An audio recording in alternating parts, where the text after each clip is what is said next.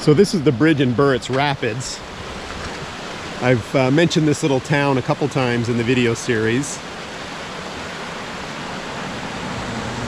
Just stopping by in here to have a look at the spring water levels. We've had a very quick snow melt, and then we've had a series of, well, we just had a big rainstorm last night. You can see that the water's coming through here pretty fast right now. And if we go over to the other side here, you can see where people have their homes and cottages. You see right down in there, there's the water wall right there, and it's just cresting at the top of the water wall all the way down the side of the river there. So you want this to start to come down soon. Hope wouldn't want to be that tree.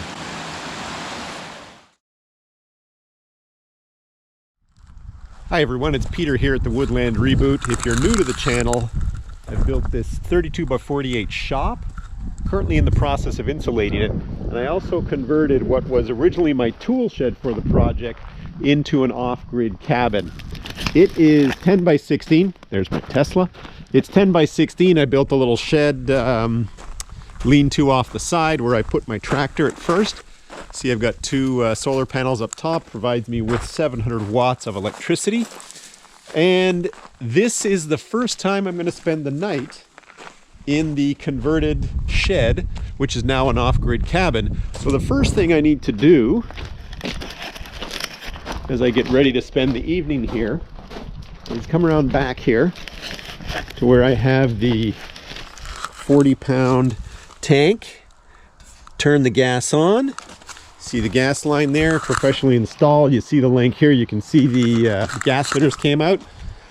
The exterior vent for the direct vent heater. Let's head inside and have a look and see what's going on.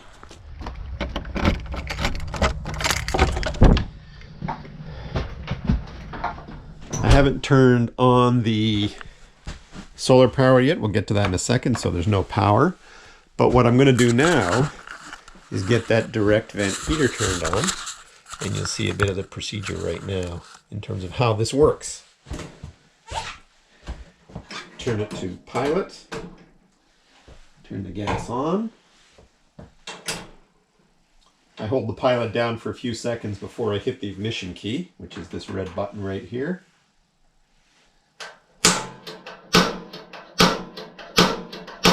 It takes a while sometimes to get this to come on. It is on. So that was quick. Sometimes it takes me 30 clicks. So I let the pilot run a few minutes, and then I move it over to the on position. And right now I'm going to crank it to number 3. Bring you guys over here. See if you can see the flame inside the window there. There it is right there. I think you can see it. Yeah, right down in there. So again, this type of direct vent heater, to turn it on, I brought the knob, turned it over to the pilot at the arrow there, held down the knob, hit the igniter, and then it eventually comes on. You can see it come on in there, and then you switch it over to the desired temperature. I'm going to start at 3 right now. Let's check out the temperature inside at this time. So 40 Fahrenheit, 4 degrees Celsius. In an hour or so, that'll be hopefully up to about maybe 60 degrees Fahrenheit and about 15 Celsius. The plan is to spend the night here in my off-grid cabin. I'll show you guys how cozy it is in a few minutes, and to get some work done over the next 24 hours. So the key thing that I want to do is in that little building back there, I want to get busy with boiling down some more sap. You can see I've got my propane tank there ready to go. I'll spend some time inside the cabin editing some videos. And we're also expecting some nasty weather overnight. You can see most of the snow is melted right now, but what's going to happen overnight is we've got a system coming in. We're going to, I believe, get some sleet, rain, 2 to 4 centimeters of snow in total. Again, turning to rain tomorrow sometime. So it's going to look quite a bit different here in the morning. So I have my solar power hardware out here in this lean-to shed. Here's my inverter. Going to switch that on. Here's my charge controller unit. and telling me how the charge state of the batteries. You can see I've got 100%. It's cloudy outside today, so you're going to notice that I've got some flashing lights indicating that I'm not bringing in the full capacity on the solar panels given the clouds. And those are the gallons of sap that I have for boiling off. That's about 20 gallons right there. Okay, so the heater's been running now for about an hour and a half, and I've got it set on almost on 1. So I've set it, I've lowered it. And if you take a look, there you can see we're almost at 20 Celsius, which is almost 70 Fahrenheit. So that's not bad.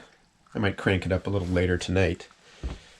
This cozy little cabin, again, it's 10 by 16. Remember, it started originally as a storage shed when I was building the red barn out there. So this area we're standing in here, if we stand over here and look back at this wall, that was one big door so I could get large pieces of work equipment in and out. The largest being my Ford 9N tractor. I had that actually stored in here for a while. I'll try to find some pictures to show you what it looked like as a storage shed. Now, that back room there, this door here, used to be in that doorway there. And this little area back here, which is now kind of like a day bed, but I'm going to stay here for the night, overnight tonight. This was where I would come to get a little bit warm. I started with a rather dodgy wood stove setup, but this is where I would come to have lunch, get out of the cold from when I was sawing the logs and or building the big red barn. So what are the features in here? What have I done? I've created this little kitchenette area. I need to obviously do something to cover the under sink area there. Too many boots, got to take care of that or find some storage for them. I've got a series of videos in terms of the building of the little kitchenette area. Some shelves up there would be nice as well. Got a water storage bottle there. The counter is a used or repurposed piece of IKEA furniture that my kids used to use. And in this corner, I have a little desk area. I've got a video on that. See the link. And a vertical version of the same IKEA furniture. And I need to get myself another wire that goes in behind, allowing me to get that little light and cable out of the way. I've built a shelf over here around this window. I haven't done the trim yet, waiting for the warm weather to return before I head back into the red barn to do that. And yeah, it's pretty simple. The power is provided by solar panels. You can see I've got that light going there. A nice little cabin. Keeps me out of the wet and the cold during the day. Kind of serves as an office. But yeah, I'm going to try the overnight tonight and see how it goes. Yes, so if you have solar, check it out. I've got myself a nice little vacuum system. Let's hit that on button. And you can keep it tidy in here. Keep Blue's bed nice and clean. She's outside right now. She doesn't like. You get the point.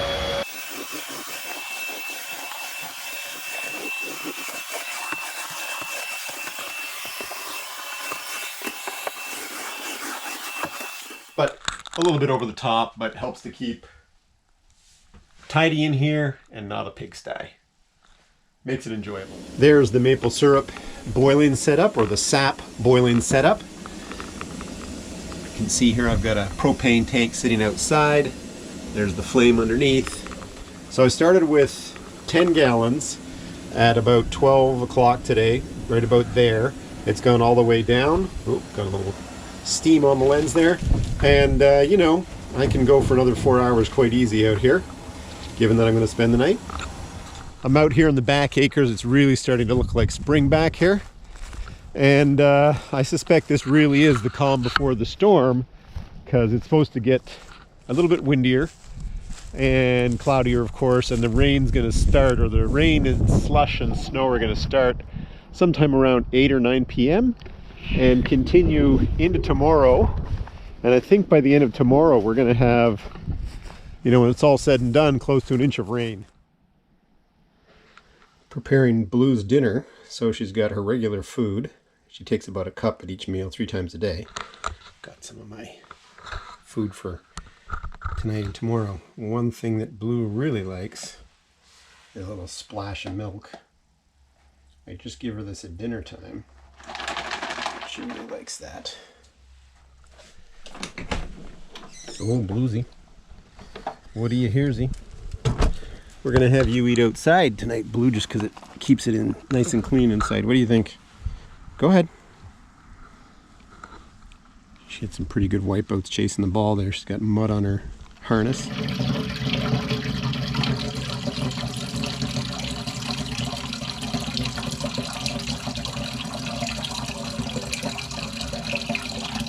Okay, here's my cooking kitchen setup for the evening. Now, I don't want to cook it inside the off-grid cabin, which is right there. And the main reason is twofold. Number one, I've got a piece of salmon in that plastic bag there that I really don't want to have that smell up my little cabin. And number two, I'm going to be cooking with these 2 fuel, camping fuel kits. See how the salmon's doing. All right, that's coming along, sweating. Let's move it around, make sure it's not sticking too much. Got a little bit of stick going on there. All right, and over here, the pasta is just belting along. Let's see if I can turn that down a little bit. Again, this red dial here. Red hot down there, eh? This burner is fantastic, by the way. Beginning to wonder if I made too much pasta. I'll eat it all. So I'm going to put that into this little plate. It's not too much pasta, it's just that the plate's too small. Alright. That goes into the sink. And for those of you who haven't seen, I've got that sink right there where I can put these things. And now, let me try this fork here.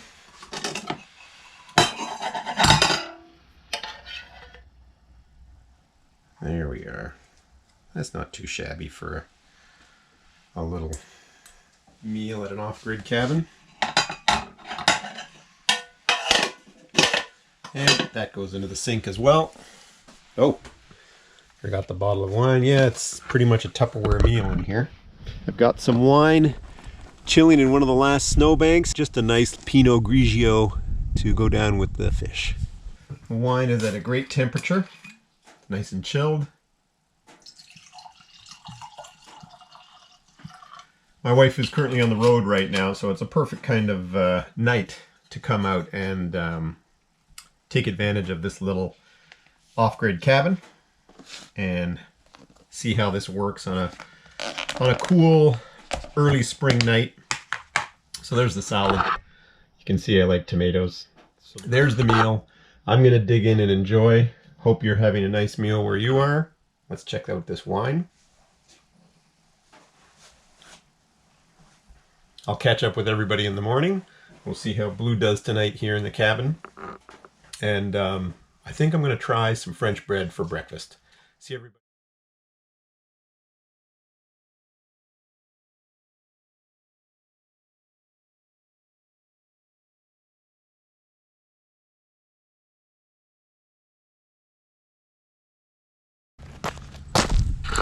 Car's inside. It's a little tight in here. There's the Tesla pickup truck. Moved some of my tool chest back. Snow blower out of the way. Lots of space. Good morning, everyone. Blue's had a cozy night. I moved her bed from there over here to the foot of my bed, where I was cozy as well. The overnight experience here at the off-grid cabin by far was a success. And it's mainly a success because it's 22 degrees Celsius inside, or about, what is that? Just over 70 degrees Fahrenheit. It's 0 degrees Celsius outside, 32 Fahrenheit outside. And it's the first time I've run the direct vent heater. This is, I don't know if you can see it there, but this is an Ashley product, Ashley Hearth Products. It's the first time I've run it overnight. It's the first time I've run it more than 3 hours, let's say. And when you turn this thing on and it's minus 15 outside and you're only going to be here for 6 hours, it runs nonstop. By being here overnight, the cabin actually reached temperature, and then the thermostat function of this direct vent heater kicks in and it turns off. A pilot flame stays on in there, but the actual heating element turns off. It acts like a normal heating element that you might have in your house because you've got a thermostat system. The air temperature inside the cabin has been fantastic overnight and as I woke up this morning. So because of those reasons, without question, it's been a success. Obviously preparing and having a nice dinner last night, waking up, getting my tea here, and in a few minutes I'll start making myself some bread.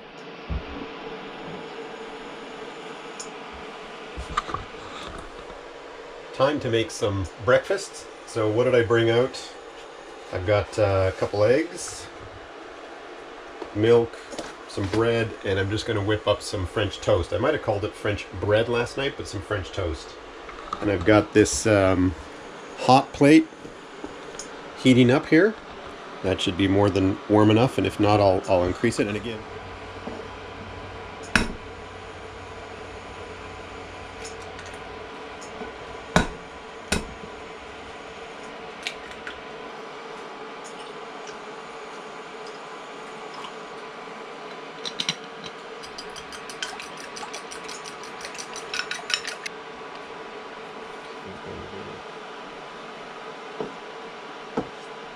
got some fruit here. I'm probably gonna grab a banana in a second. Oh yeah, there we go. Might even want to turn that down in a bit. All right, let's get this French toast ready.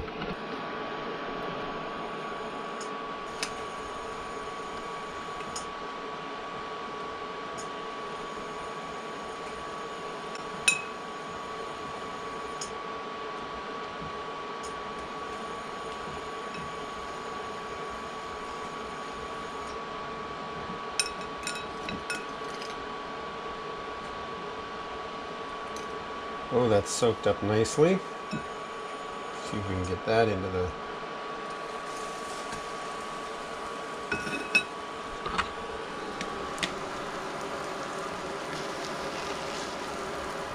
This is again really the first time I'm putting this little setup that I've made to some serious use, shall we say.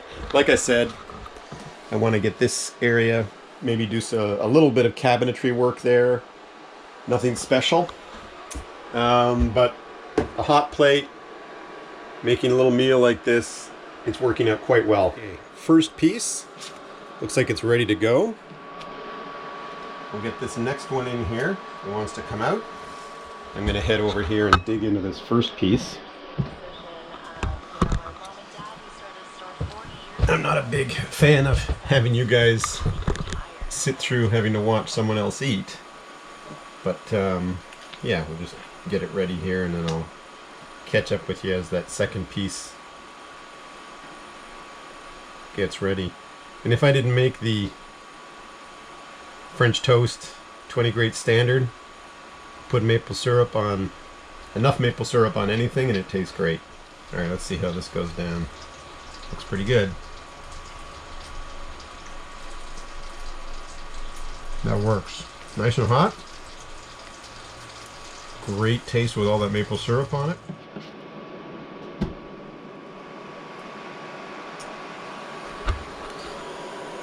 The second one's looking much better than the first one. The first one was good. I've got the heat right this time. The pan was hot already when I started. A little bit anxious and impatient to get that first piece in my mouth.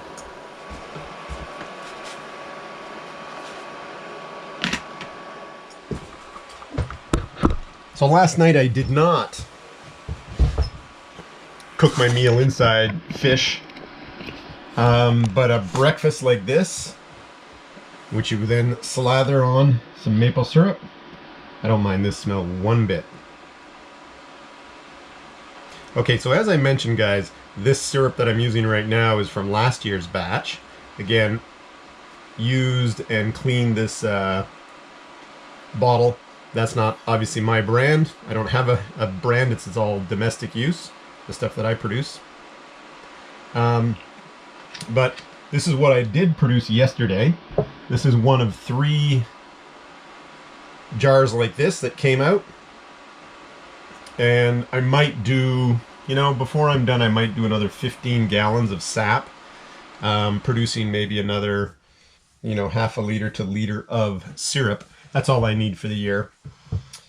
So I'm going to get tuck in here, guys, finish my breakfast, listen to a little bit of NPR, and prepare some other things before I head out to continue boiling sap. But there's the culmination of pretty much the first overnighter here in my little cabin. Cozy, little kitchenette, storage, desk, direct vent heater, and a little place to sleep. And without question, especially with the meals, I'd call it a success. I've enjoyed it. All right, everybody. Thanks for watching. Hope you come back for some other videos in the future. Like, share, and subscribe. See you next week. Here's the weather outside the off-grid cabin. We didn't get the snow overnight. We got tons of rain. It was great and cozy inside the off-grid cabin. One of the other things I did yesterday is that I installed this light here, little solar light. It's already proven to be fantastic or great. Last night I used it several times when I came out, especially to let Blue out.